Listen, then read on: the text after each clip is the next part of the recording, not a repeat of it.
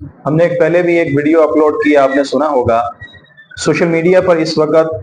انتہا درجے کا طوفان بدتمیزی برپا ہے۔ جس انسان کے پاس بھی یہ سہولت میسر ہے کہ اس کے پاس موبائل اور کیمرہ ہے، تو وہ کوشش کر رہا ہے کہ وہ کسی نہ کسی طریقے سے ویڈیو بنا کے وہ اپنی مختلف جو اس کی معافی ضمیر ہے یا جو اس کی چاہت اور خواہش ہے اس کے مطابق وہ ویڈیو بنا کے نیٹ پہ دے رہا ہے۔ ان میں سے بہت سے لوگ اسی دوران ایسے بھی پیدا ہوئے جن کے پاس یہ سہولت اچھی مقدار میں موجود تھی یا ان کے پاس یہ سہولت اچھی تھی، میسر تھی، انہوں نے اس سہولت کو اہل سنت کے خلاف استعمال کیا ہے۔ وافر مقدار میں آپ اگر یہ چیک کریں تو ہمارے جو یہ سوشل میڈیا ہے اس پر اپلوڈ ہونے والا چند سینکڑوں میں ہزاروں کی تعداد میں ویڈیوز اپلوڈ ہوتی ہیں، تصاویر اپلوڈ ہوتی ہیں اور اسی طرح تحریریں اپلوڈ ہوتی ہیں، لیکن اس میں ہزار یا اس سے بھی زیادہ بڑی مقدار اگر آپ لگائیں تو اس میں بڑی مشکل سے 10 سے 12% تک کوئی دین سے تعلق رکھنے والی یا جنہیں دین سمجھا جاتا ہے ایسی ویڈیوز، ایسی تصاویر، ایسی پوسٹیں شیئر ہوتی ہیں، اور ان میں بھی اہل حق کی بہت بڑی تعداد ایسی ہے جو ان چیزوں سے دور ہونے کی وجہ سے اس میں نہ ان کی کوئی پوسٹ ہے نہ کوئی ایسی چیز ہے، اور جبکہ جیسے جیسے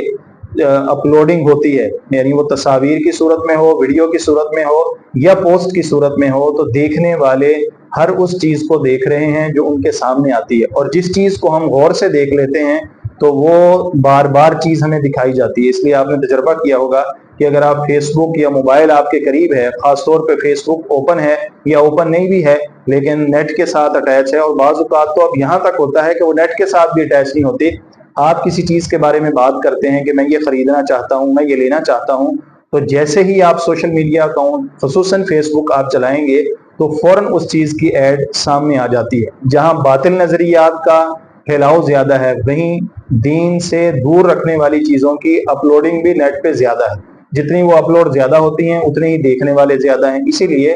غلط چیزیں زیادہ ہیں، اور اس کی بڑی وجہ یہ ہے کہ ہم اپنے ایمان کو بچانے کی فکر ہی نہیں کرتے۔ ہمیں احساس ہی نہیں ہے کہ ہم کون سی ایسی چیزوں میں اپنا وقت ضائع کر رہے ہیں جو ہمارا وقت تو کھا ہی رہا ہے، ہمارا وقت تو ضائع کر ہی رہا ہے، ساتھ ساتھ ہمارے اعمال بھی ضائع ہو رہے ہیں، اور ان اعمال کے نتیجے میں ہمارا ایمان کمزور ہوتا چلا جا رہا ہے۔ اس لیے اس کے کئی سارے بھیانک نتائج ہیں، ہماری روح کمزور ہو جاتی ہے، اور جب روح کمزور ہوتی ہے تو اس کا نتیجہ یہ نکلتا ہے کہ ہم انتہائی پستی کا شکار ہو جاتے ہیں۔ ہمارا مسجد میں دل نہیں لگتا، ہمارا دینی کام کرتے ہوئے دل نہیں لگتا، ہمارا قرآن پاک کی تلاوت کرنے کا دل نہیں کرتا، حضور صلی اللہ علیہ وسلم پر درود شریف پڑھنے کا دل نہیں کرتا۔ اس کی وجہ یہ ہے کہ جہاں ہم بے دینی کی چیزیں دیکھ رہے ہیں وہاں دین کے نام پر ایسی چیزیں بھی دیکھ رہے ہیں جو دین نہیں ہے، یا دین کے نام پر غیر دین کو یا دین کے نام پر غلط چیزوں کو زیادہ پھیلایا جا رہا ہے۔ اس لیے کوشش کریں کہ یا تو سوشل میڈیا کا استعمال کم سے کم کریں یا ضرورت کے تحت کریں کہ بس صرف اس کام کے لیے میں اسے استعمال کروں گا اور اس کے بعد